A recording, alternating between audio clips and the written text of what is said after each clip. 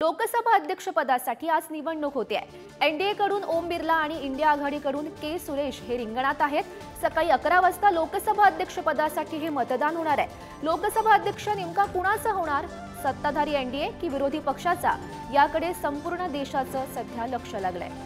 महत्त्वाची बातमी आजच्या दिवसातली, आज लोकसभा अध्यक्षपदासाठी निवडणूक होणार आहे। सकाळी 11 वाजता ही निवडणूक होईल आणि निवडणुकीदरम्यान नेमकं काय घडतं हे पाहणं सुद्धा महत्त्वाचं ठरणार आहे। एनडीए कडून ओम बिर्ला आणि इंडिया आघाडीकडून के सुरेश हे रिंगणात उतरल्याचं सध्या पाहायला मिळत आहे। तर आज सकाळी 11 वाजता लोकसभा अध्यक्षपदासाठी ही मतदान प्रक्रिया पार पडणार आहे।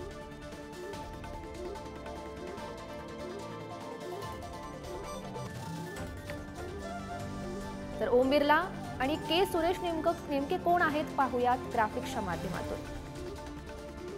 तर ओम बिर्ला दुसऱ्यांदा लोकसभा अध्यक्षपदाच्या रेसमध्ये सध्या दिसतायत। मोदी सरकारच्या दुसऱ्या टर्ममध्ये बिर्ला पहिल्यांदा लोकसभा अध्यक्ष आहेत। 2014 साली राजस्थानच्या कोटामधून ते पहिल्यांदा खासदार झाले। 2003 साली कोटा विधानसभेतून पहिल्यांदा ते आमदार झाले।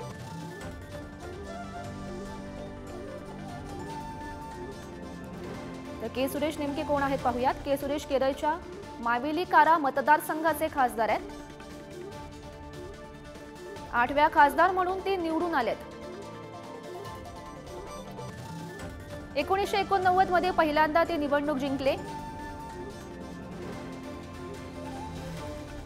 2009 साली यूपीए सरकारमध्ये केंद्रीय कामगार राज्यमंत्री ते होते।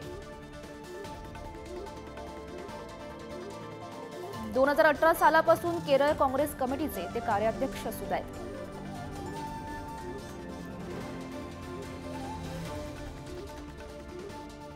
तर या संदर्भात अधिकची माहिती जाणून घेऊयात। आमचे प्रतिनिधी शिवाजी काय सध्या आपल्यासोबत आहेत। शिवाजी, महत्त्वाची अशी ही निवडणूक पार पडणार आहे। लोकसभा अध्यक्षपदासाठी ही निवडणूक होते, नेमकं काय घडण्याची शक्यता आहे?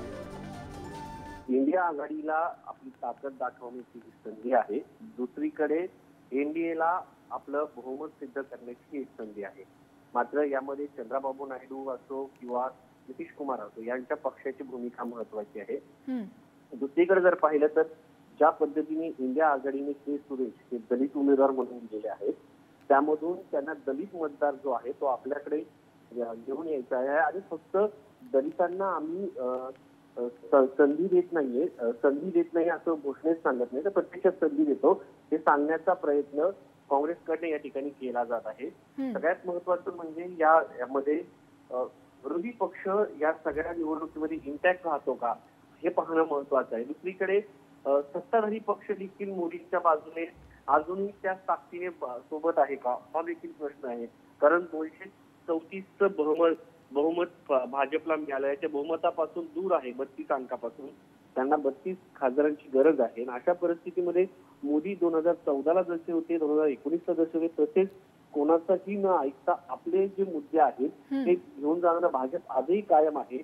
आणि या सगळ्या पार्श्वभूमीवरती ही निवडणूक महत्वाची आहे। याचा अर्थ 2024 नंतर पुढचे 5 वर्ष जे आहेत मोदी विरोधकांना असो किंवा त्यांच्या गठबंधनच्या जे सहकारी आहेत त्यांच्या दबावाला बळी पडणार नाही हे दाखवण्याचा प्रयत्न आहे। मात्र राजधानी दिल्लीमध्ये रात्री जर पाहिलं तर सर्व खासदारांना व्हीप बजावण्यात आलेला आहे आणि सर्वांना मतदानाचा हक्क जो लोकसभा अध्यक्षाची निवडणुकीचे मतदान सांगण्यात आलेला आहे। दुसरीकडे जर आपण पाहिलं तर इंडिया आघाडीचे देखील जे नेते आहेत त्यांनी देखील सर्व घटक पक्षांना व्हीप बजावलेला आहे। मात्र इंडिया आघाडीतील नेत्यांनी इतर जे 16 अपक्ष खासदार आहेत त्यांच्याशी संपर्क साधल्याचं समजतंय। कारण दुसरीकडे एनडीएने देखील जे 16 खासदार आहेत अपक्ष, नक्की शिवाजी, लोकसभेचा अध्यक्ष नेमका कोण होतो हे पाहणं सुद्धा महत्त्वाचं ठरणार आहे। धन्यवाद दिलेल्या सविस्तर माहितीसाठी।